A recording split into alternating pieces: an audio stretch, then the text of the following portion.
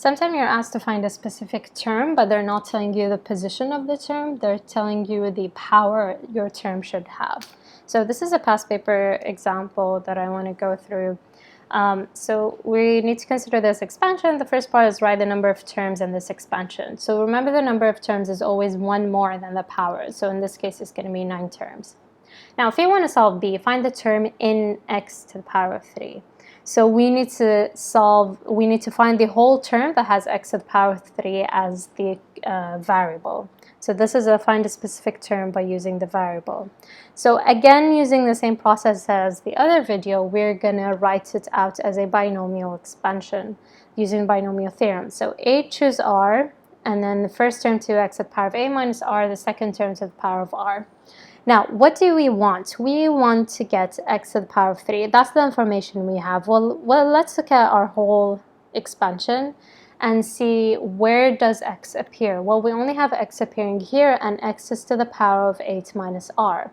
So I'm going to put x to the power of 8 minus r. This is the only time x appears, and I want this to be equal to x to the power of 3. So if you note, the bases are the same, and I need the power to be equal, so I could just pull it out as an equation, and that's going to be 8 minus r equals to 3, which means that r is equal to 5. That's great. We found the r. I can put it into the expression. A choose 5 to x to the power of 3, because I'm doing 8 minus 5, which is 3. And then 3 to the power of 5, because our r is 5. Simplifying it, I'm going to get the following, and then combining all the coefficients together, I'm going to get this big number, and it's x to the power of 3. So much easier way to find the term. Instead of, as mentioned before, instead of expanding it and spending so much time expanding it, you can just find the specific term. So again, all you have to do is lay it out, identify where your x's appear, and then decide which power you have to pick. Now, this is a simple example. What if x appears twice? So notice how x appears here as a term, and then it appears in the denominator as well. And we want to find the term in x to the power of 3. So again, we're going to start with writing it out as an expansion. So n choose r, x to the power of 9 minus r. Remember, in the previous video, you bring this up, so it's going to be to the power of negative 1 r. Now, what we're going to do is identify where the x's appear. So we have x on the first term and x in the second term. Now, the first one is x to the power of 9 minus r, and the second one is x to the power of minus 1 times r. So if you remember, with powers of rules of indices, this will multiply, so you'll end up with x to the power of negative r.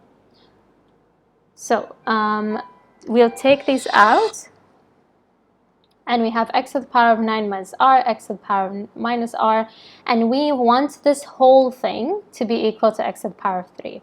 Why is that? If you go back to the video on x in the denominator, using binomial theorem with x in the denominator, you'll notice that you'll always end up kind of using rules of indices to simplify this at the last step. So we want to kind of skip through the last step and say, okay, in the last step, I want this to simplify to give me x to the power of 3. So there has to be a specific r that will allow this to happen.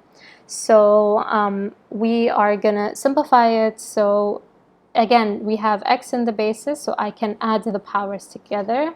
If you need to remember the rules of indices, again, if you have x to the power of n and x to the power of m, they have the same base, you're going to add the powers together. So all I'm doing is adding these powers together. So 9 minus r plus negative r. So then I want this power to be equal to 3. That's what I want. So I'm going to take it out as an equation. I'm going to solve it, simplify it as I go, and that's going to give me r is equal to 3. Be careful, you always have to have integer values, positive integers, so you need to make sure that your working is correct. If you get any decimal numbers, it means you've done something wrong in between. So we have our r, which is what we wanted. We are going to put r as 3, 9 minus 3, x to the power of negative 1, and then to the power of 3. We're going to simplify it. The first one is going to be 84. This is going to be x to the power of 6. This is going to be x to the power of negative 3. If I simplify it, again, you add the powers. 6 minus 3, that's going to be 3. So I have 84x to the power of 3, which is what we wanted, wasn't it? We wanted the term with x in the power of 3, and we got it. Now, sometimes the questions will be specific. If they wanted the coefficient only, if they said we want the coefficient of the term with x to the power of 3, then you just write 84. Hopefully the video is clear. These two types of examples are something that would show up.